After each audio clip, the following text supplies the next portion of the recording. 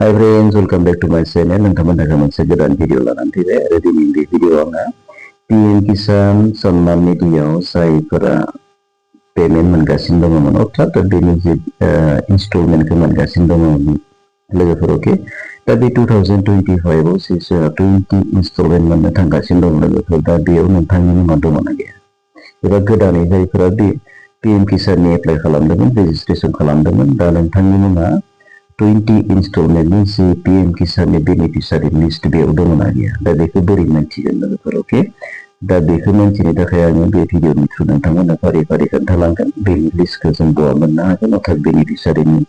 लिस्टखौ जों माबायदि चेक खालामनांगौ नोंनि मुङा दङना गैया गावबा गाव नायनानै लानो हागोन लोगोफोर अके बे भिडिअखौ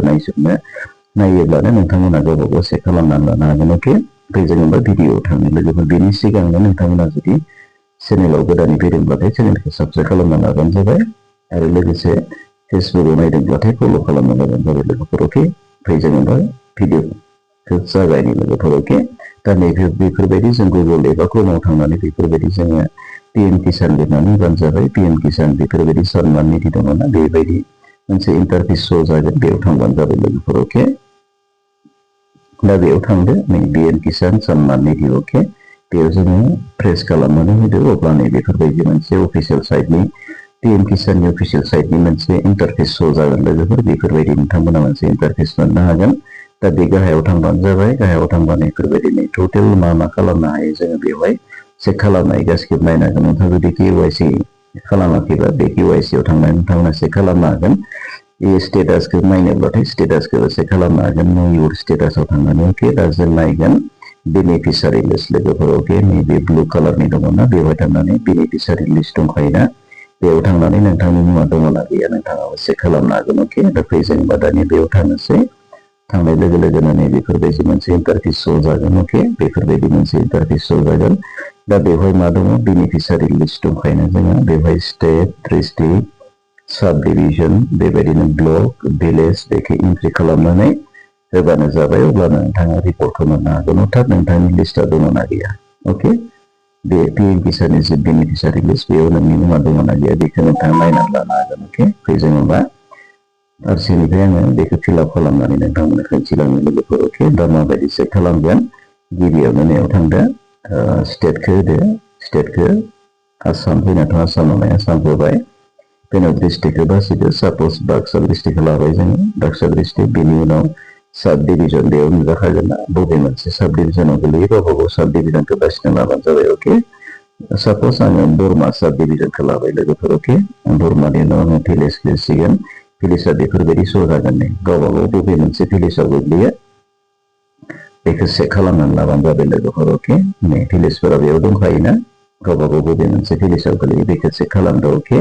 दा मोनफ्रोमबो डिस्ट्रिक्टआव बेफोरबायदि डिस्ट्रिक्ट फार्स्टआव स्टेट थागोन बेनाव डिस्ट्रिक्ट थागोन बेनाव साब डिभिजन थागोन बेनाव भिलेज थागोन अके साप'ज आं जायखिजाया मोनसे भिलेजखौ लानोसै आरोना नै फार्स्टनिखौ लाबाय आं अके लाबायना दा बेवहाय गेट रिपर्ट होननाय दङना बेयाव थांदो अब्ला नोंथाङा बेफोरबायदिनो बेनिफिसियारिनि लिस्टखौ नुनो हासिगोन होनदोंना बेनिफिसियारिनि लिस्ट लोगोफोर नै बेखौ जुम खालामनानै दिनै 1 2 3 बेफोरबायदि सिरियालि नोंथाङा बेनिफिसियारिनि लिस्टखौ नुनो हागोन हमना लाबाय मिउजिकफोराव दङ सेकेन्डआव दङ आलारि मुसाहारि फिमेल न' बेनि उनाव दङ जोंहा माने आनसारि मुसाहारि बेबायदिनो आनन्दि बसुमतारि दा बेफोरबायदि आरोना नोंथाङाबो गावबा गावनि बेनिफिसियारिनि लिस्टखौ नुनो मोनगोन लोगोफोर अके दा नोंथाङाबो बेफोरबायदिहाय मबाइलजोंनो चेक खालामनानै लानो हागोन अके हमना लाबाय फार्स्ट पेजआव गैयाबा सेकेन्ड पेजआव थांदो थार्ड पेजआव थांदो बेफोरबायदि नोंनि मुङा दङना गैया नायनानै लाबानो जाबाय आरो बेयाव जुदि नोंनि मुङा दङब्ला नोंनि स्टेटासखौ नायदो थिगै दङना गैया जुदि स्टेटासआबो थिगैनो दङबा नोंथाङा फैबाय थानाय जे 20 इनस्टलमेन्ट PM किसाननि बेखौ मोननो हागोन आरोना पुरा गेरेन्टि नोंथाङा जुदि बे लिस्टआव नोंथांनि मुङा दङब्लाथाय नोंथाङा PM किसाननि 20 इनस्टलमेन्टखौ मोननो हागोन लोगोफोर अके दा जायफोरा नायनो रोङामोन नोंथांमोना कमेन्ट खालामबानो जाबाय बे भिडिअखौ नायनायनि उनाव नोंथांमोना बेखौ चेक खालामनो हासिगोन बेनि बेनिफिसियारि लिस्टखौ माबायदि नायो आं खोन्थिखाबायना आंनि खोन्थिनाय बायदि नायलांबानो जाबाय लोगोफोर अके अब्ला नोंथाङा गावबा गावनि लिस्टखौ नुनो हागोन दङना गैया जुदि गैयाब्लाथ' मोनखाला आरो दङब्लाथाय नोंथाङा मोननो हागोन आरो अके दा जुदि भिडिअखौ मोजां मोनदोंबा लाइक खालामदो शेयार खालामदो अके आरो कमेन्ट खालामबानो जाबाय माबाफोर मिन्थिनो गोनां दङबा लोगोफोर अके थेंक इउ फर वाचिं